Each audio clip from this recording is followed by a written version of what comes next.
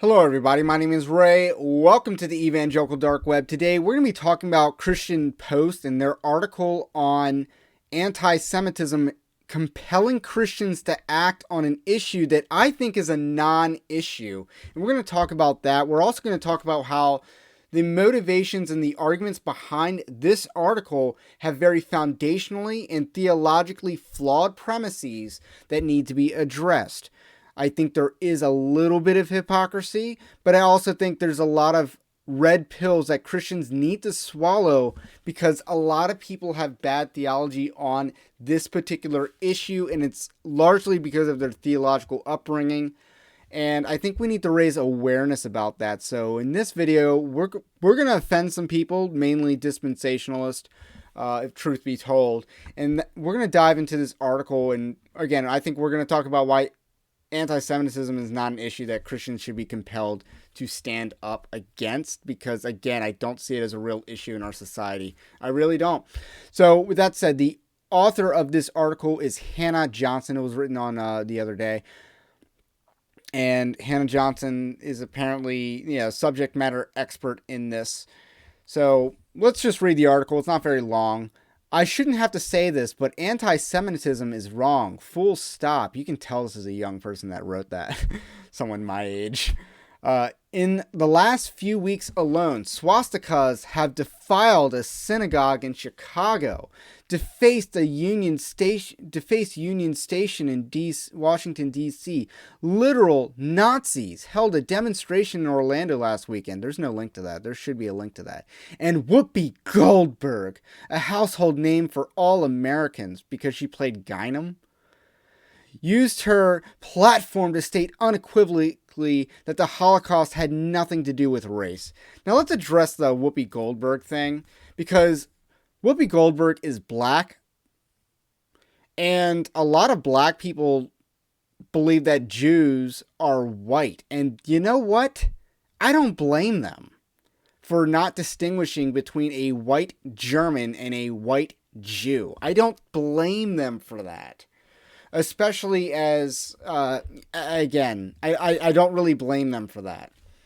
That is, by the eyeballs, not a bad assessment, especially based off our current definition of race, which is really just skin deep, which isn't a really good definition, but that is our culturally popular definition. To say that Jews aren't white, to me, is, inaccurate. Are you going to tell me that Adam Sandler's not white?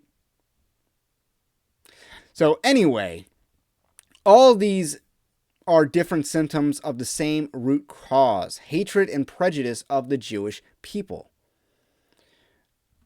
While each of these instances is despicable in its own way, they are hardly new.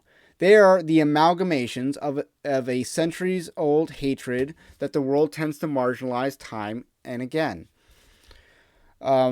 Jews are left out of intersectionality conversations, and the presence of anti-Semitism in the modern world is disputed at best, and at worst denied altogether. And again, I'm not really denying it, I'm just denying it's a real issue. I think Jews can stand up for themselves, and are clearly capable of doing that. They don't really need our help in this fight. Intersectionality, just to comment on that argument, I don't know how you would, again, Jews are viewed as white according to intersectionality, and just anyone who, looks at Adam Sandler or Andy Samberg or Jonah Hill or just anyone in Hollywood. So with that said, it's really hard to rank them on an intersectionality scale. It is a little hard, despite the fact that Jews are overwhelmingly woke and Democrat. It's ironic that, Jews heavily skew Democrat, but, we really try to act like that Jews have some deep-rooted connection to the law of God that they do not have, because this person is centuries out of date on their understanding of the world and how it works. So, let's actually address that, because this is a good time to address that. So one of the foundational flawed premises of this article is that Hannah Johnson does not understand that modern day Judaism as a religion is a completely different religion from ancient Judaism that would have existed around the time of Jesus. In fact, really after the fall of the Second Temple and the destruction of the Second Temple, Judaism really completely takes a new direction, especially as a lot of the the people that were faithful to the books and the holy books and the scripture joined the Christianity camp. So you really had a massive change in how that religion operates, and it's nowhere near what it was back then. So, for example, Ben Shapiro is a really good example of this, where he does not actually believe that, or he says that we are not a people of miracles. He said that on, I believe, on a Joe Rogan interview. He talked about how Jews are not a people of miracles, how he denies the miracles of the Old Testament, and he's a conservative Jew. But that is theologically liberal if you are a Jew. That is theological liberalism. You're denying that the miracles of the Old Testament really happened. That's theological liberalism. So again, that is someone who's a Orthodox Jew that doesn't actually believe in Old Testament miracles. So with that said, it's a completely different religion, and I think it's largely detached, and I think you see a lot of that. And most Jews today are functionally atheist. I don't really have a problem saying that.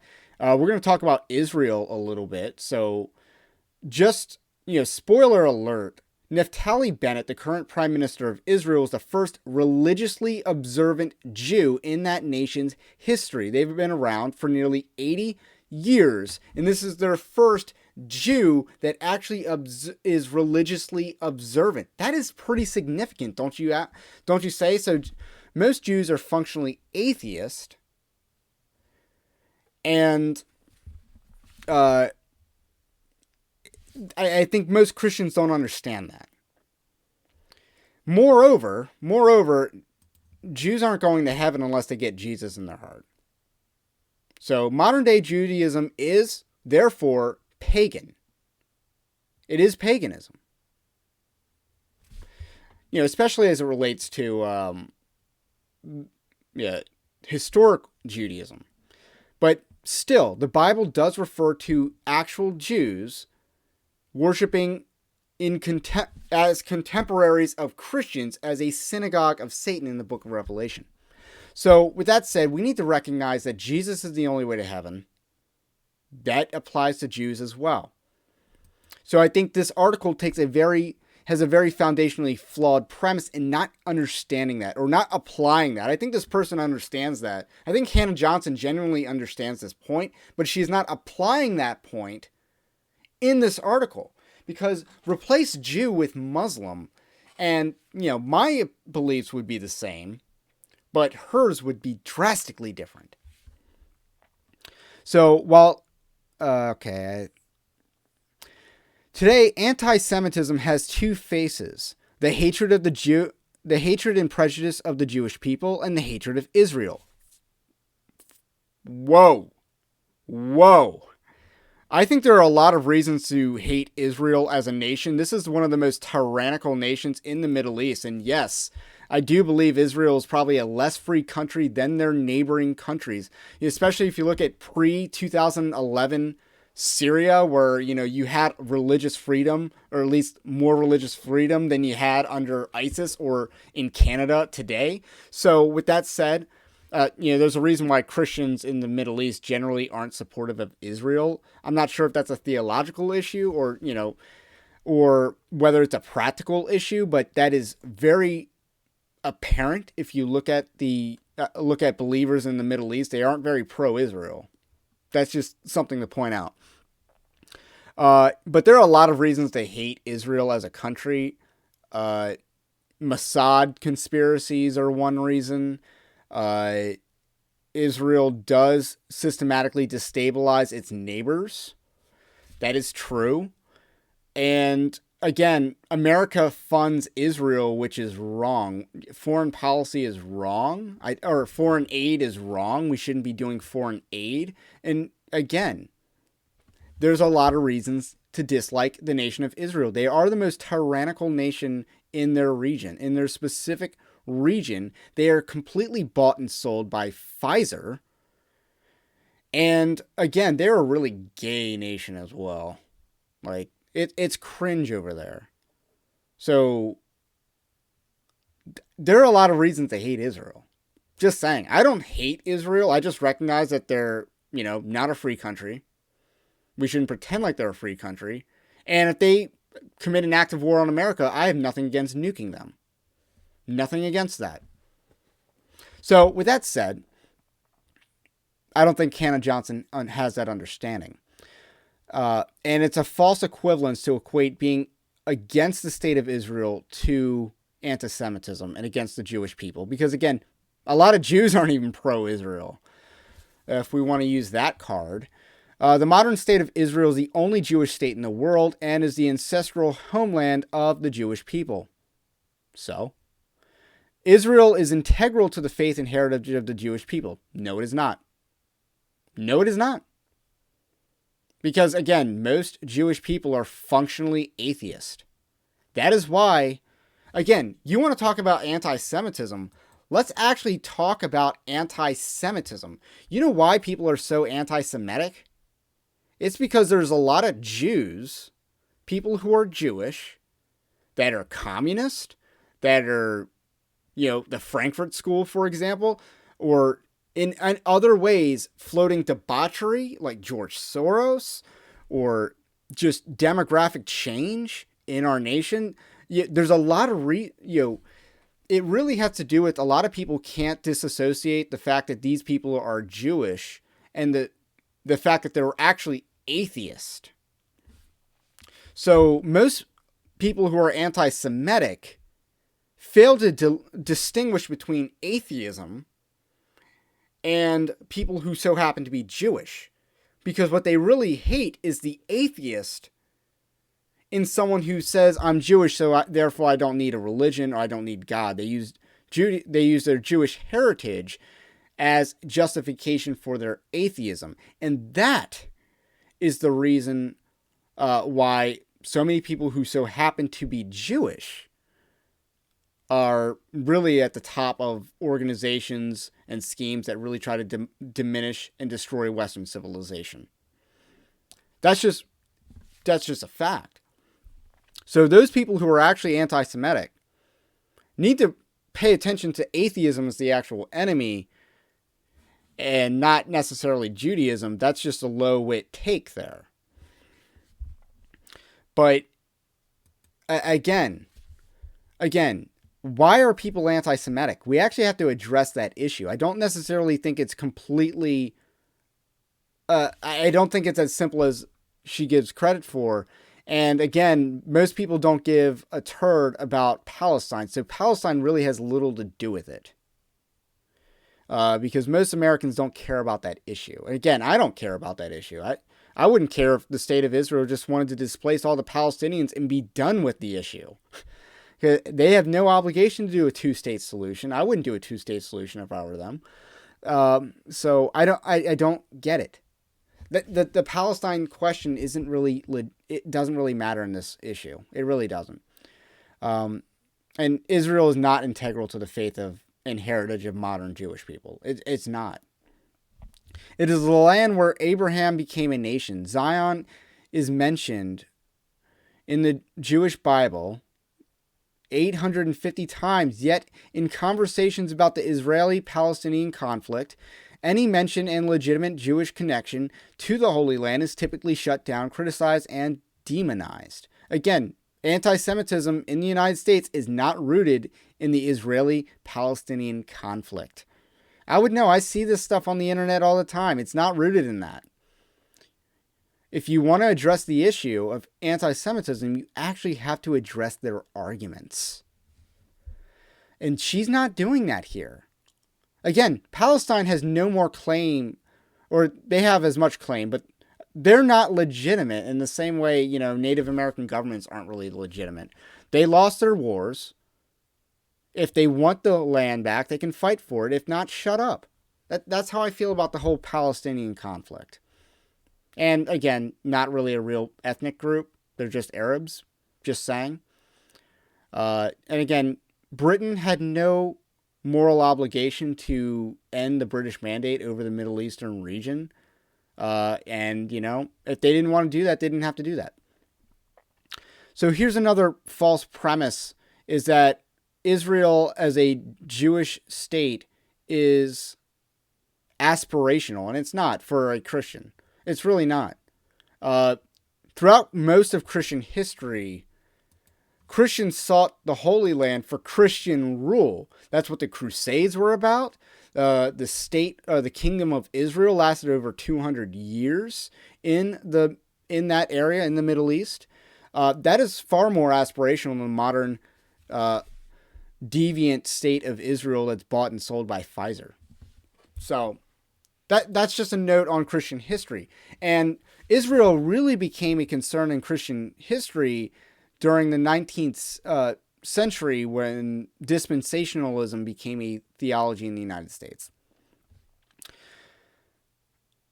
This month, Amnesty International accused Israel of being an apartheid state within its own borders as well as outside of them. That's interesting. I'd like to hear more of the outside of them part. These false accusations, unjust criticisms, and hatred manifest in today what is called anti-Zionism. Though media in the international community try to disassociate anti-Semitism and anti-Zionism, they are one and the same. No, they are not. No, they are not. Again, this is like the woke argument about racism. In order to be anti-racist, or in order to be not racist, you have to be anti-racist. In order to not be an anti-Semitic, you got to be a Zionist, and that's not true. Again, Kingdom of Israel or Kingdom of Jerusalem was far more aspirational. They're not one and the same. The Jews were the people by which God brought the moral order into the world. Since the earliest times, the Jewish people have contributed so much to humanity, yet they still stand alone. While they're not alone, though. Again, America gives them buttloads of money. They're not alone. We have to listen to what the ADL says. They're not alone. This is a nonsense point that acts like Jewish people are actually marginalized in the United States, and they're not. They're not victims. They're not victims in the United States. Let's get that out of our head. The Jewish people... Oh, wait, I already read that. While they have had many fair weather friends, Jews need true friends to stand with them. Friends who are physically present in both the trials and the triumphs. What are the triumphs? Are their triumphs our triumphs? That's a key question. Again, Jews are not saved. Not unless they receive Christ in their hearts. They're not saved until that point. So their triumphs aren't necessarily our triumphs because they are not on the side of God.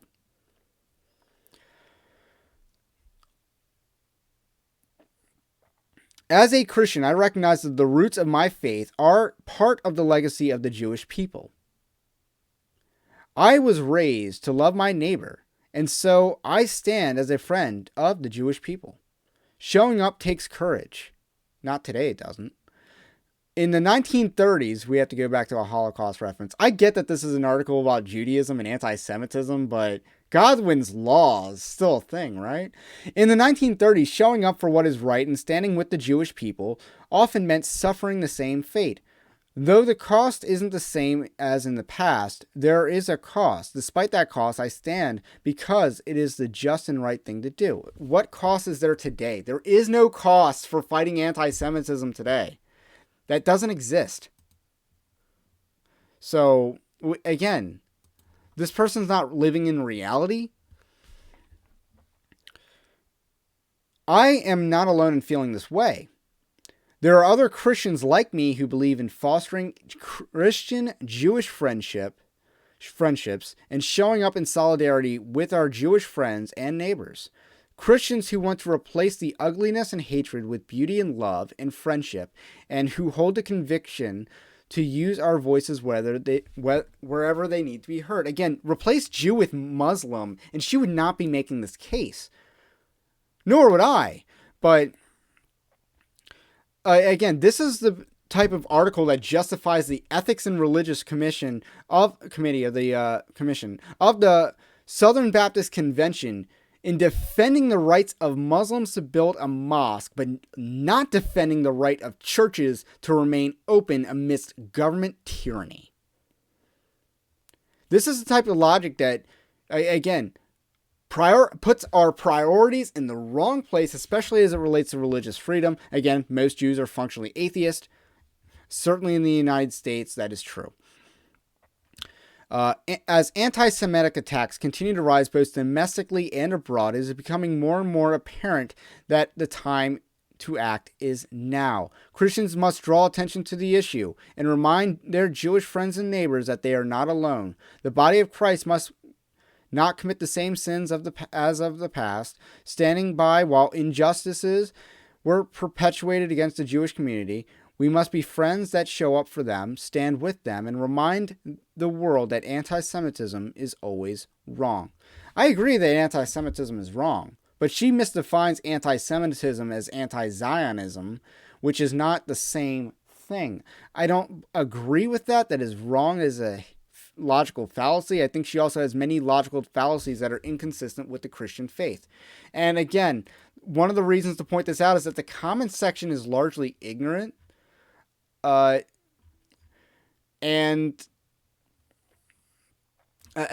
I think the comment section is largely ignorant on this issue because, again, they don't really recognize that Jews aren't necessarily saved unless they've received Jesus, of course, the same way everyone else.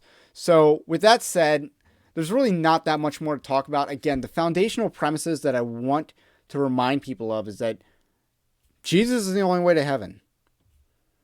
Most Jews are functionally atheists, and all who reject Christ, which is, anyone that's not also a cultural Jew, but also a Christian, is bound for hell. And we need to be reminded of that.